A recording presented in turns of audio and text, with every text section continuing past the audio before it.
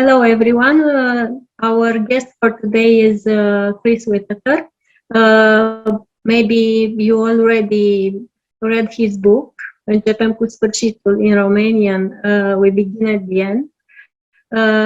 It is a great book. It is a book that has a wide readership around the world, and it is my joy and my privilege to welcome Chris Withaker to Romania online. Online, yes. Thank you for having me. I'm really excited to be here and to get to talk to you about the book. So is it a direct translation of We Begin at the End, the title? Yes. Okay. That's good to know, because sometimes a lot of the countries, it's something completely different or slightly different. In France, the book is just called Duchess. Will be just called Duchess when it publishes. Yeah, we try to respect the spirit of the book, because I think in the title in original has a powerful meaning, so we try to keep it. So We Begin at the End is a great novel, but somehow it's very hard to be classified, to be put on a genre. I can't see it as just a crime fiction. It's also a love story. It's I don't know. It's a mystery. How do you see it? How do you classify it? I know exactly what you mean, because we had endless problems with it everywhere. Where do you put it? Up until recently, I worked in my local library, and I used to have trouble deciding where to shelve it, which section to put it in.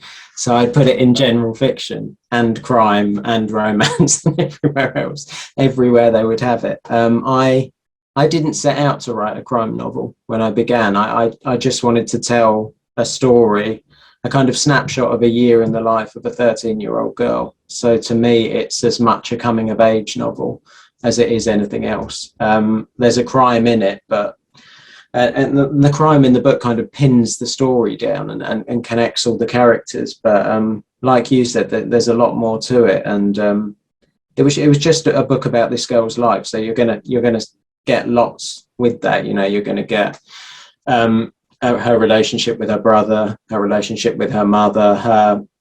She's 13 and she meets the love interest kind of later in the book, this poor boy that takes a shine to a girl that has no interest in him. But so you get to see her get ready for her first dance and things like that. But you also get to see her kind of in the middle of a crime investigation, and as a victim, kind of like a secondary victim of a crime that occurs fairly near the beginning of the book. So I would say it's just a book about life. Yeah, Duchess is a great. It's a great character.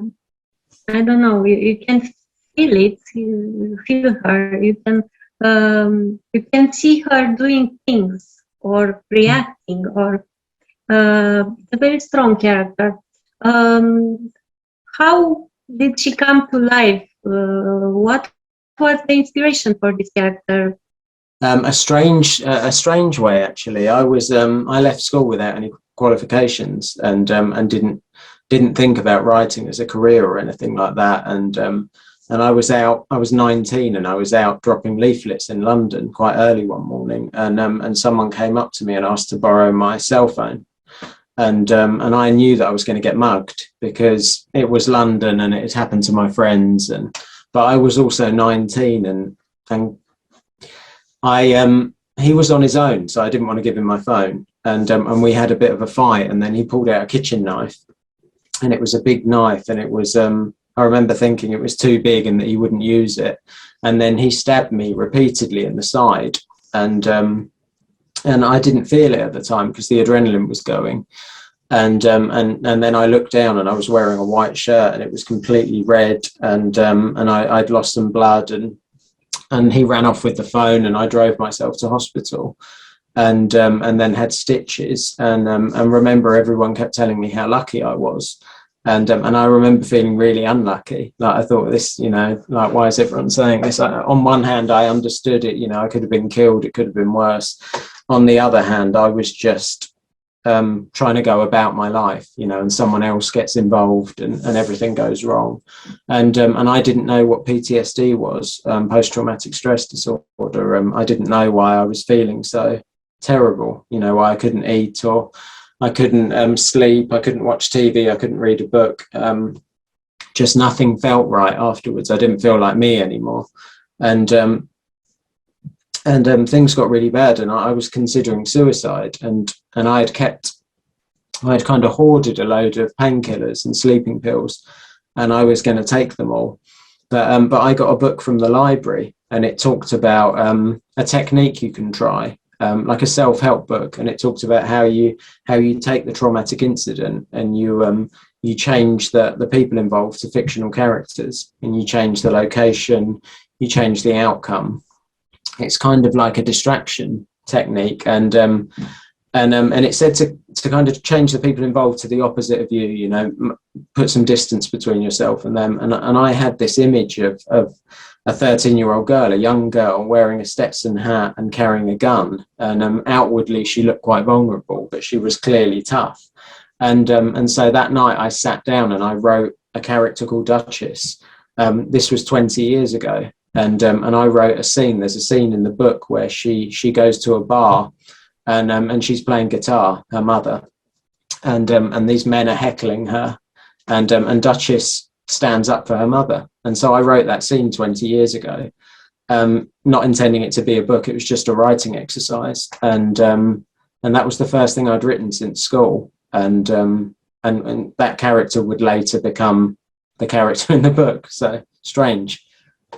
Yeah, what a story. Mm-hmm. Another special character in the book is Walk, the sheriff. It's very complex. On the one hand, he's the loyal and long-standing friend, maybe the ideal friend. He's almost a father figure for Duchess. Mm-hmm. But deep inside, he's very broken. He's very lonely. It's fantastic. Maybe you put yourself in the Walk, because that inner sensitivity mm-hmm. came out as a tough and very cerebral and very bright man. Yeah, I understand what you mean. I think I put myself in a lot of the book and a lot of the characters because it became a bit like a diary that I would pick up every time I felt stressed, every time life was difficult. I would pick up again with this character or these set of characters and just write pieces of their lives. And Walk, the book begins with the death of a child. You know, I'm not spoiling anything to say that it happens in the first 2 pages of the book. And then we pick up the story again 30 years later, and we find out that Walk, who was a teenager at the beginning, and who was there when this child died, he finds the body. We find out that he's now the chief of police, but he hasn't moved on. You know, this terrible thing happened, and 30 years later, he's still kind of living under the shadow of it, and he still allows everyone to call him Walk, which was his childhood nickname. You know, he's supposed to be this serious man with this big responsibility, and he is still like a 15-year-old. You know, he's still waiting for his friend to come out of prison. He's still looking after his other friend, Star, whose daughter is Duchess. He is very much stuck in the past. And I could relate. You know, I could relate to having something terrible happen in your past, and then you feel like it shadows every good thing that happens to you from then on. And so yeah, I understand what you mean. He's also he's better than I am in every way. You know, he's a better man. He has a very strong moral compass. You know, he knows what's right and what's wrong, and he won't deviate from it. He won't.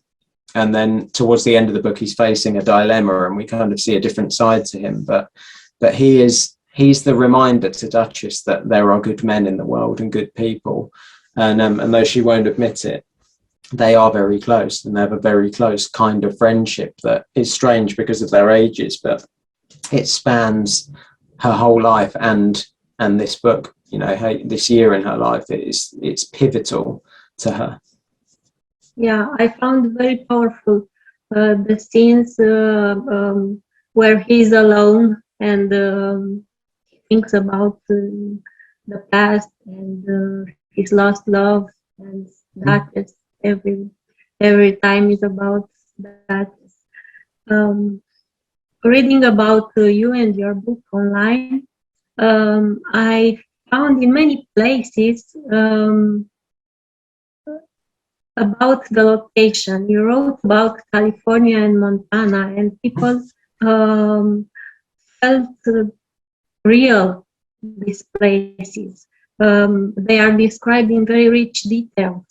Mm-hmm. And you're British, and I understand you never went to see California or Montana. No, never been through either. This is a huge talent. Yes. It was a huge challenge, actually. It was strange because I mentioned before about writing as therapy, and it said to change the location, and it said to, when you're choosing a location to set your writing, choose the last place that you were happy. And my parents divorced when I was really young, and I was very close with my dad, my father, and all of a sudden he wasn't there. And so I missed him terribly. And he took my brother and I to Disney World in Florida, in America. And so when I look back, that was the last time that I remember being properly happy, you know, so it felt like America was close to my heart. And when we were standing in line at Disney World, we got talking to a family, and they were from Montana, and they described it as the most beautiful place on earth. So it was a natural fit. It felt, when I was having a difficult time and I needed to escape, to sit down at my desk in London and close my eyes and travel 4,000 miles to Montana, to this great expanse of beauty.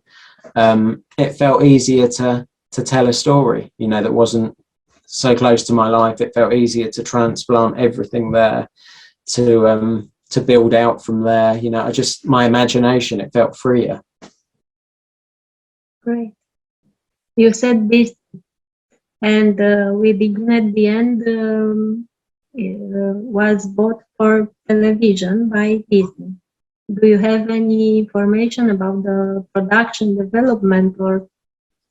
It's still, sadly, it's still very early. I do know that there is a girl that they like for Duchess, which I can't say, but she is very Duchess.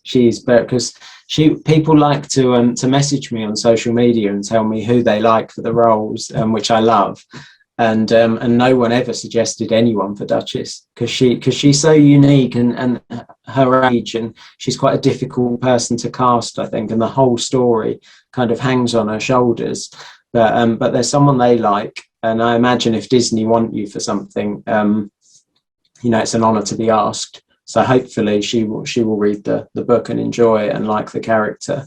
But I had this strange week where I was working in the library in the day, and then in the evening I was meeting with Hollywood studios, and it was like, didn't feel like real life. It didn't feel like my life. But Disney just got it. They got the story. They got the story I wanted to tell. They kind of had ideas for how to adapt it for television. And you know, when you just click with someone, I just felt like we were all on the same page with regards to the adaptation. So it was an easy decision, and still a strange one, because I still pinch myself to think that Disney are working on one of my books. It's strange. It's great. Let's hope for the best, and let's hope we will see it soon. As I told you before the interview, in the summer we will have also the translation for All the Wicked Girls. And I would ask you to tell the Romanian readers what is it, what is about the story. So All the Wicked Girls follows twins, Summer and Rain, in a small town in Alabama, and Summer goes missing. And Summer is she's innately good. She's very good at schoolwork. She's kind of like a shining light in the town. She's a musical prodigy. She is a girl that appears to have no problems and no secrets, and whereas her sister Rain is the complete opposite. and so Rain is left behind. You know, she's left in this town where she's kind of an outcast, and no one can find her sister, and so Rain, along with the help of a local boy named Noah, begin to search for some of themselves.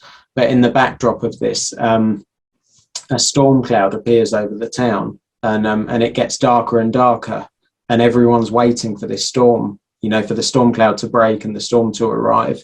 And it gets so dark that they begin to go about life in complete darkness. So you have this town, and there's a clear divide. Like, you can step out of the town and into the light, and back from the light into the darkness of the town. So the media get interested in it, and they kind of make links to this missing girl, and they wonder if they're quite religious, and they wonder if God's involved, and it kind of, the story goes from there, and we follow the police investigation alongside it, and I really hope you enjoy it, because it was a difficult book to write, actually. That was a really, none of them are easy, but yeah. We will. Please tell me, how did you start to write? Your first novel was Tall Oaks, Mm-hmm. and is it the one that you wrote in Spain? You moved to Spain to write? Yes. So I after I was stabbed, I went to work in the city in London, because I read, I picked up a newspaper and just saw an article about a stockbroker, and there was a picture of this man, and he drove a Ferrari, and he had a yacht, and I was very impressionable, and despite being terrible at maths, I thought, I'll go to work in the city, and I'll be rich and successful, and my parents will be proud of me, and that didn't happen exactly as I planned, because I went to work on a trading desk, and my boss said to me before my first day, he said, if you lose £10,000, then you stop trading. And the next day I lost £1 million, and got into a lot of trouble because I'd broken my trading limits, and then I hid the loss, which was illegal, and then got caught, and that they gave me a contract to sign, and they said, if you pay back half of it, we won't go to the police. So I signed a contract, and I was 24 at the time, and I was in £500,000 of debt. And so I went back to writing again, as to kind of cope with the stress of it. And it took me another 6 years to pay back all the money. And then I was nearing 30, and I wasn't really happy in the city. I'd started to make money, and on the surface, we had quite a nice life. You know, my wife and I, we were okay. The future looked fairly certain, but I was very unhappy, and I read a book called The Last Child by an author named John Hart, and I read an interview with John where he talked about how he was a successful lawyer, and he gave it up to become a writer, to do something that made him happy.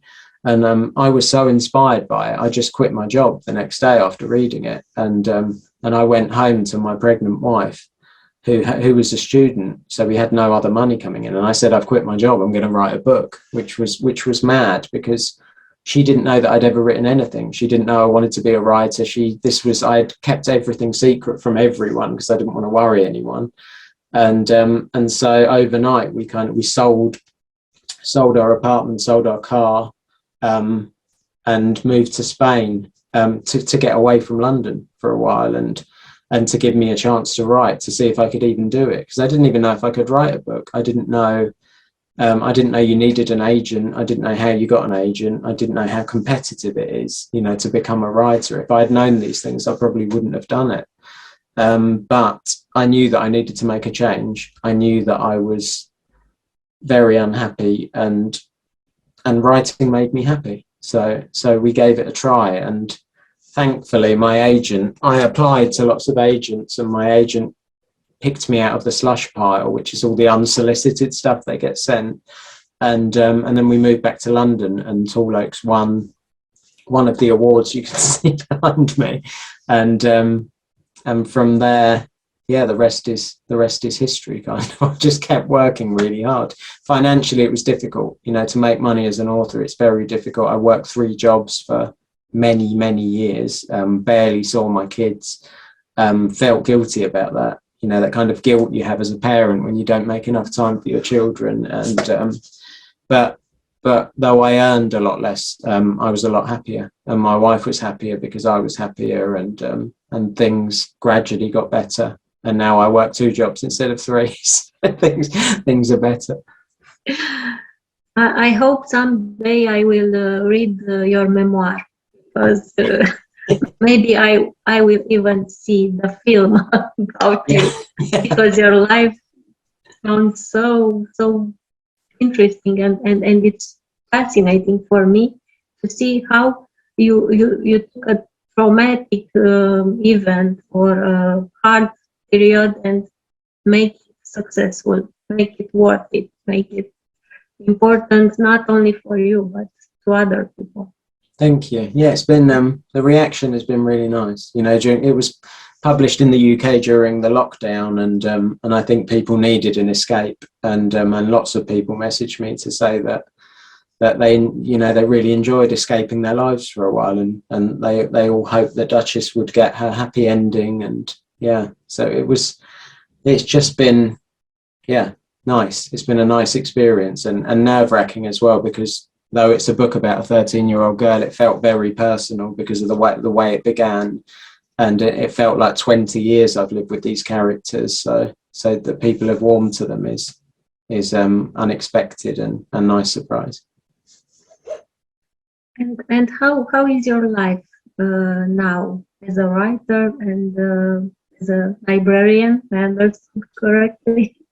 Yeah, so I've just finished working at the library, because We Begin at the End is sold all around the world, and there's a lot of traveling and I'm writing the new book, so I was unable to keep so many jobs going.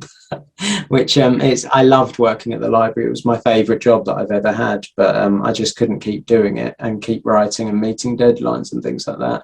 But it's more settled is the answer to your question. Life is more settled. I've had, after being stabbed and working in the city, I had issues with drinking and drugs and things like that, and my wife says that I've exchanged one addiction for another addiction, and the new addiction is writing, and she's probably right, because I tend to let the books drive me a bit crazy. I'll get up in the middle of the night to change a single sentence because it bothers me so much that it's not right, and I refuse to deliver anything to my editor until I'm certain I can't change another word in the book.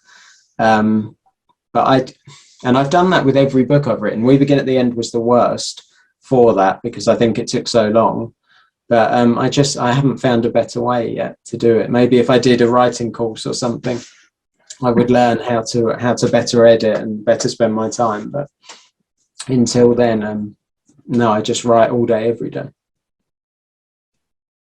My last question, looking back to the last 20 years of your life, would you do something different if you could?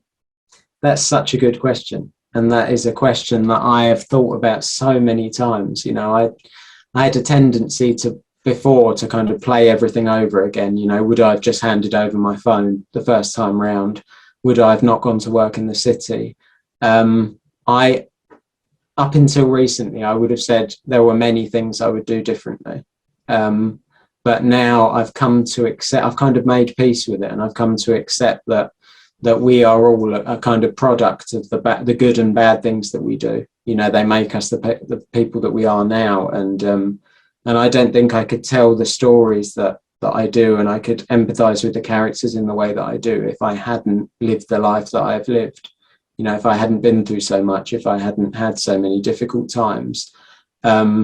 So I would say no. I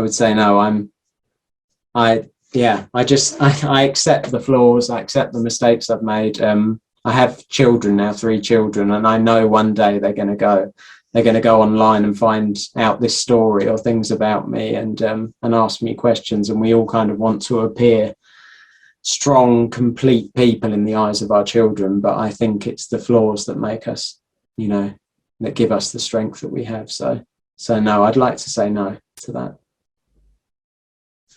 Thank you so much, Chris Withaker, for this interview. And after we get back to normal, maybe you'll come to Romania to visit, to meet your readers, maybe to write something. I would love to. I would love to. Yeah, I'm always saying that I would like to visit. I told the team at Curtis Brown, you know, if you'll have me when everything's settled, absolutely. Thank you. Thank you so much. Thank you for having me.